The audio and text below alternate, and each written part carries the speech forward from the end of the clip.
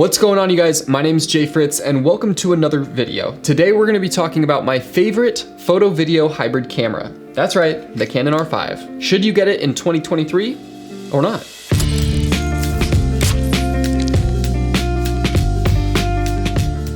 So this video is going to be broken down into a few different subjects. We're going to talk about my personal experience with this camera. We're going to talk about who this camera is intended for, the pros and cons of the Canon R5. We're also going to talk about some competitive options that Canon provides for different price ranges. And finally, we'll answer the question, should you buy this camera in 2023? Now, just so I don't bore you guys to death, I'm gonna be overlaying a handful of my favorite photos and video clips that I've captured on my Canon R5 over the years. Speaking of years, the first subject we're gonna be talking about is my personal experience and how long I've been using this camera. I was able to get my hands on the Canon R5 for the first time back in August of 2020, so just about a month after the camera was released. So for the last 2.5 years, I've been able to photograph and film a handful of subjects, including everything from wildlife to weddings to portraits, landscapes, and so many more. So I've been able to put this camera through the ringer, to say the least. Now, I'm not sure if I've mentioned this yet on the channel before, but I work full-time for the company Buck Knives. I'm their content creator specialist, and I work alongside the marketing team. So when I was hired for the position, one of the first subjects that came to mind was, okay, what kind of kit do you need? What camera do you want? What lenses? What do you need basically to do your job effectively? And the first camera that came to mind was the Canon R5. I've been able to film and photograph fishing trips over in Montana, hunting trips in Utah, and so many more different local shoots here in Idaho. And for every project we've worked on, this camera has proven to be the perfect tool for the job. I'll share with you guys a handful of the images both from the hunts in Utah and also from some of the Montana fishing trips that I've done. Honestly, I've been super stoked with how this camera's performed, both indoors and outdoors. Now, aside from the work that I've done with Buck Knives, I also have a tremendous amount of experience within the wedding industry. I've filmed weddings for the last 5 years, and this camera has been a major upgrade to my kit and ensuring that I have a nice hybrid camera to shoot both behind the scenes, as well as being the perfect B camera for my Canon C70. Having the capabilities of shooting 4K all the way up to 120 frames per second is incredible and basically matches what my C70 outputs. The primary difference there being that my C70 also has built-in ND filters and so many different video-centric features that make it a much better A camera for most of those bigger projects that I shoot. But again, as a hybrid shooter, if I know I'm gonna be working on a project where there's gonna be both photo and video deliverables, I would feel much more comfortable showing up to the job with something like this Canon R5 if I had to just pick one camera. Now that you guys have a brief history on what I use this camera for primarily, let's jump into some of the pros and cons that I personally have experienced over the last 2.5 years. So let's start off with some of the pros. For those of you guys that don't know too much about the Canon C70,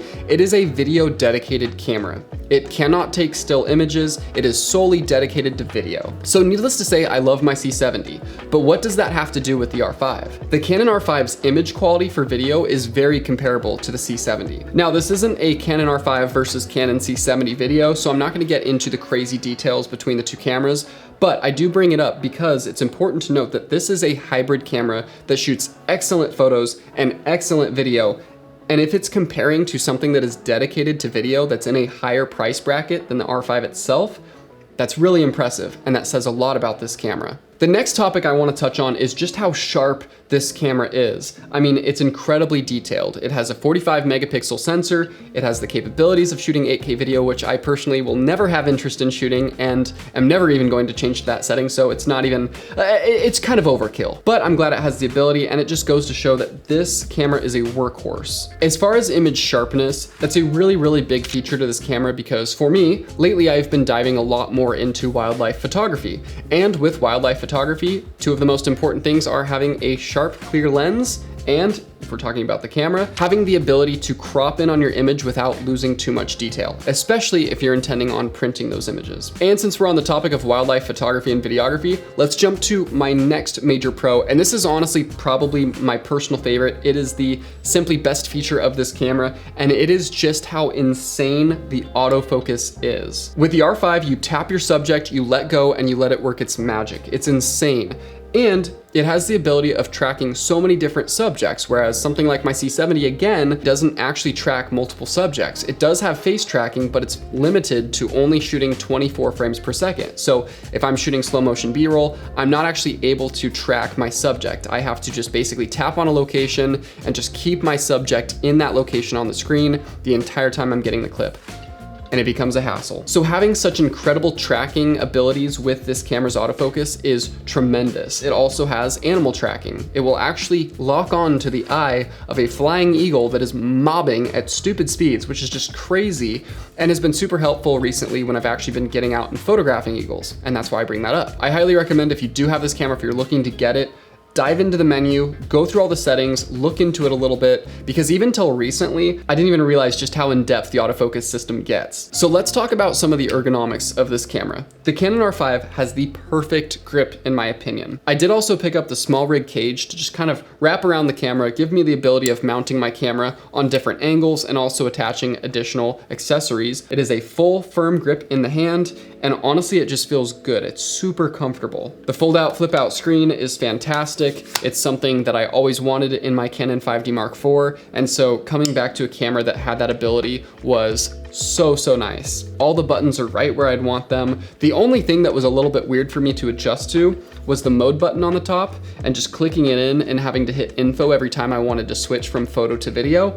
Now I know there are ways to create other shortcuts so that you can do that with your own custom layout, but that was one thing that took me a little while to get used to, and that was probably the only thing that was like a little difficult to get used to at first with this camera. Now, as much good as I can say about the R5, there are definitely some annoyances and cons to this camera, and that's what we're gonna get into right now. Now, before I get into this, I do wanna say I do feel this is a little bit of a personal error, because what I've been doing is, for a while, I was solely shooting on these pro grade SD cards, which are matched at fairly high speeds. So for the most part, it performed really well for most of my photo video needs on this camera.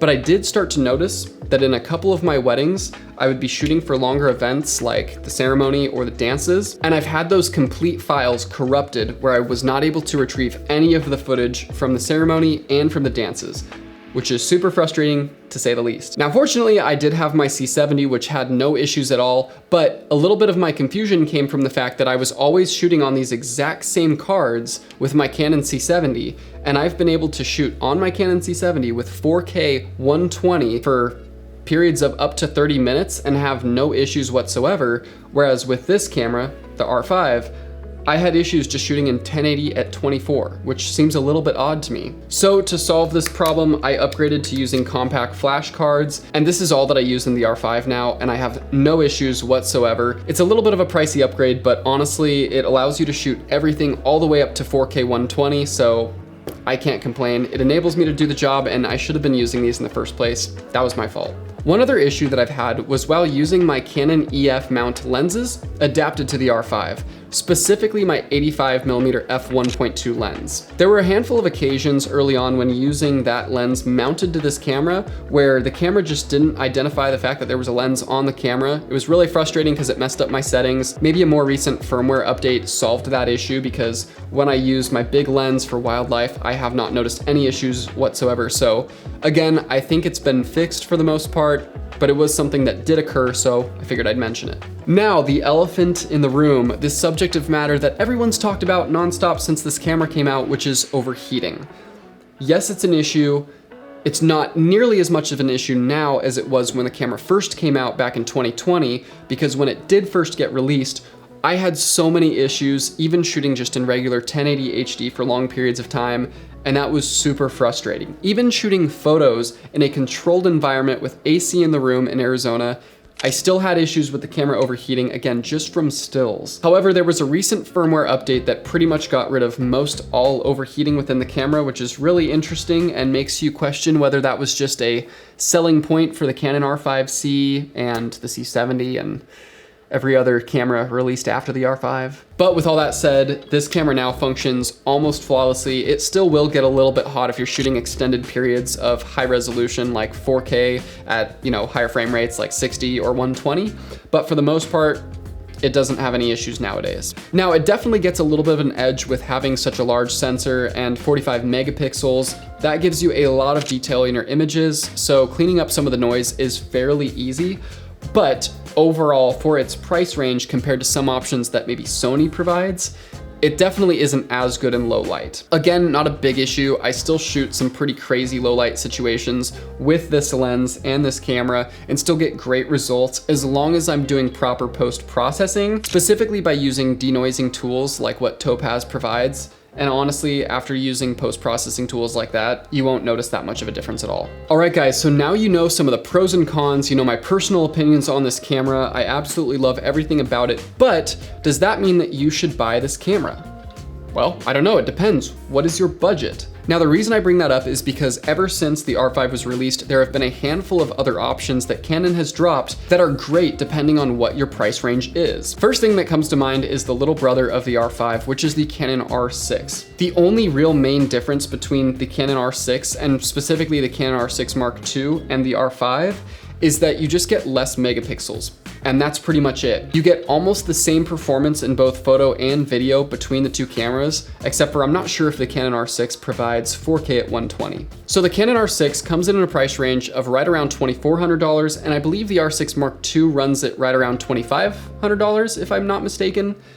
The Canon R5, on the other hand, comes in at around $3,900, and after tax, that's pushes you over the $4,000 mark. So it's definitely a pricey option, and again, that's why it's really important to consider some of these other alternatives, especially if you're doing something that's more for hobby. Maybe you're not doing full-time photography or videography, you're just looking for something that is really solid, gives you great quality, but doesn't force you to sell your car to get a camera, so, you know. Now, if the R6 price range of $2,400 to $2,500 is still a little bit pricey for you, there's great news. Canon also recently released the R10 and the R7. The R7 specifically runs at a price range of around $1,500 and is still considered to be, you know, kind of an entry-level professional camera as well, which is super cool for $1,500. The main difference between something like the R6 and the R7 is that the R7 is a crop sensor camera, whereas the R6 is still full frame like the R5. But for $1,500 to get a camera that is also capable of 4K up to 60 frames per second is insane. And I wish that camera existed like 4 years ago. So there are definitely some more affordable options if you're not willing to drop $4,000 on something like the Canon R5, which is great. Ultimately, what it's gonna come down to is, are you willing to spend the $4,000 it's gonna take to get this camera? Or is it smarter to go with something like the R6 Mark II and spend that extra $1,500 on additional accessories or like a better lens or something, which honestly could be the better option depending on where you're at in your career. But for full-time professionals, the investment is absolutely worth it with the R5.